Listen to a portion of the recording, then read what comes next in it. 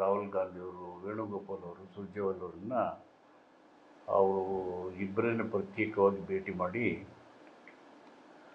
ರಾಜ್ಯದ ಎಲ್ಲ ವಿದ್ಯಮಾನಗಳನ್ನು ಅವರಿಗೆ ವಿವರಿಸಿ ಹೇಳಿದ್ದಾರೆ. ಸೊ ಹೈಕಮಾಂಡ್ ಅವರು ಎಲ್ಲವನ್ನ ಕೂಲಂಕುಷವಾಗಿ ಶಾಂತಿಯುತವಾಗಿ ಆಲಿಸಿ ರಾಜಕೀಯ ಷಡ್ಯಂತ್ರ ಮುಖ್ಯಮಂತ್ರಿಗಳನ್ನು ಸರ್ಕಾರನ ಅಸ್ಥಿರಗೊಳಿಸ್ತಕ್ಕಂಥ BJP JDSನ ಹುನ್ನಾರ ಅರ್ಥ ಆಗಿ ರಾಜಭವನವನ್ನು ರಾಜಕೀಯ ಅಂಗಳವಾಗಿ ಬಳಸ್ಕೊಳ್ತಾ ಇರ್ತಕ್ಕಂಥದ್ದು ಸ್ಪಷ್ಟತೆ ಅವರಿಗೆ ಕೂಡ ಗೊತ್ತಾಗಿದೆ. ಈ ಹಿನ್ನೆಲೆಯಲ್ಲಿ ಶಾಸಕರು ಮಂತ್ರಿಗಳಲ್ಲದೆ ರಾಜ್ಯದ ಕಾಂಗ್ರೆಸ್ಸು ಮತ್ತು AICC ಸಂಪೂರ್ಣವಾಗಿ ಸಿದ್ದರಾಮಯ್ಯನವರ ನಾಯಕತ್ವ ಮತ್ತು ಸರ್ಕಾರದ ಅಸ್ತಿತ್ವ ಮತ್ತು ಬಲವಾಗಿ ಅವರ ಪರವಾಗಿ ಇದ್ದೇವೆ, ಯಾವುದೇ ಹೋರಾಟ ಮಾಡೋದಕ್ಕೆ ಹಿಂಜರಿಬಾರದು ಅಂತ ಹೇಳಿದ್ದಾರೆ.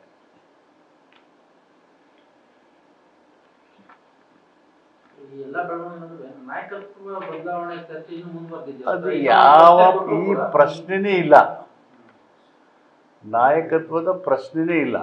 ಶಾಸಕರು, ಈ ಮಂತ್ರಿಮಂಡಲ, KPCC, AICC ಸಂಪೂರ್ಣವಾಗಿ ಸಿದ್ದರಾಮಯ್ಯರ ನಾಯಕತ್ವ ಮತ್ತು ಬೆಂಬಲ ನಿಂತ ಮೇಲೆ where is the question of leadership discussion, ಸ್ಕೋಪೇ ಇಲ್ಲ ಅದಕ್ಕೆ.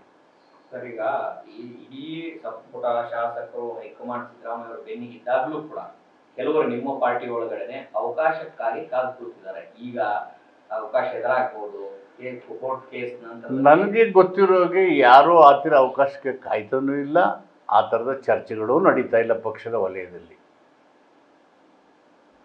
ಎಲ್ಲರೂ ಒಗ್ಗಟ್ಟಾಗಿ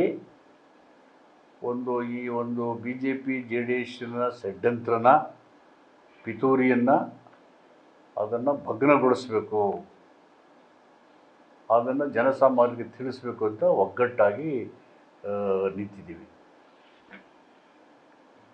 ಸಿದ್ದರಾಮಯ್ಯನವರು ಕೂಡ ಸರ್ ಆಗಿಂದಾಗೆ ಹೆಲ್ತ್ ವಿಚಾರ, ವಯಸ್ಸಿನ ವಿಚಾರ ಮಾತಾಡ್ತಾ ಇದ್ದಾರೆ. ಸೊ ಅವ್ರು ಹೆಲ್ತಿ ಆಗಿದ್ದಾರಲ್ಲ, ಒಂದಿನ ರೆಸ್ಟ್ಗಳು ತಗೊಳ್ಳದೆ ಬೆಳಿಗ್ಗೆ ಸಂಜೆ ತನಕ every day is working. Is never said I am tired. Baba Saheb Ambedkar ನೋಡಿದ್ರೆ ನಮ್ಗೆ ಟಯರ್ಡ್ ಆಯಿತು ಅನ್ನಿಸ್ತದ? Till his last breath he was working for the people, he was working for the nation.